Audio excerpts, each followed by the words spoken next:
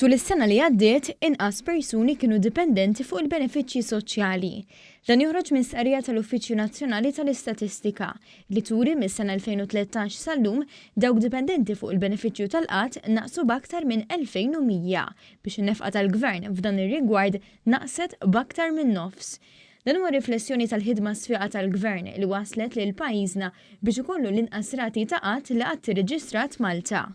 Flus li s-soltu kienu jmorru għal dawk li m'għandhom xogħol, issa qed jiġu allokati għal skemi bħal dik ta' tapering li jħeġġu aktar nies biex ifittxu xogħol u jibdew jaħdmu.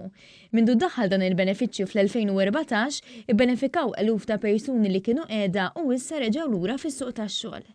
Ħidma oħra tal-Gvern kontra l-abużi fejn jitlu single parents waslet biex f'perjodu ta' sentejn in-nefqa naqset b'2 miljun euro.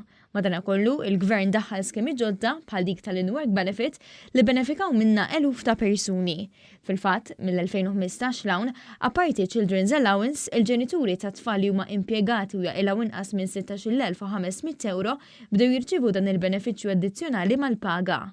B'din l-iskema is-sena l-oħra 4,514 persuna irċevew bejnietom 3,754,000 euro waqt li kienu qegħdin f'impjieg. F'kummenti ma' One News, il-Ministru Michael Falzon spjega li minkejja li qed jonqsu l-abbużi, l-infiq tal-Gvern fl-aspett soċjali mistenni jkompli jiżdied bħalma żdied is-sena l-oħra bi 28 miljun euro. Tieħu pjaċir tinnota li l-persuni li jiddependu fuq il-benefiċċju tal-qatt naqsu b'mod drastiku f'pajjiżna. Tieħu pjaċir li żżid biex ngħid hekk benefiċċji oħrajn imma tal-qatt tieħu pjaċir taraħ jonqos l-ispiża.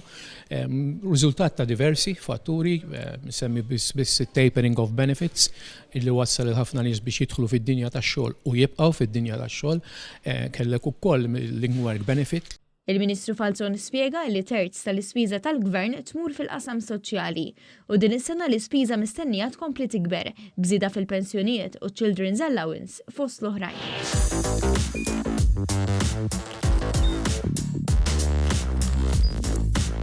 Idħol fuq one.com.mt u hemmhekk tista' tara l-programmi kollha li jxandru fuq One permezz ta' One Play.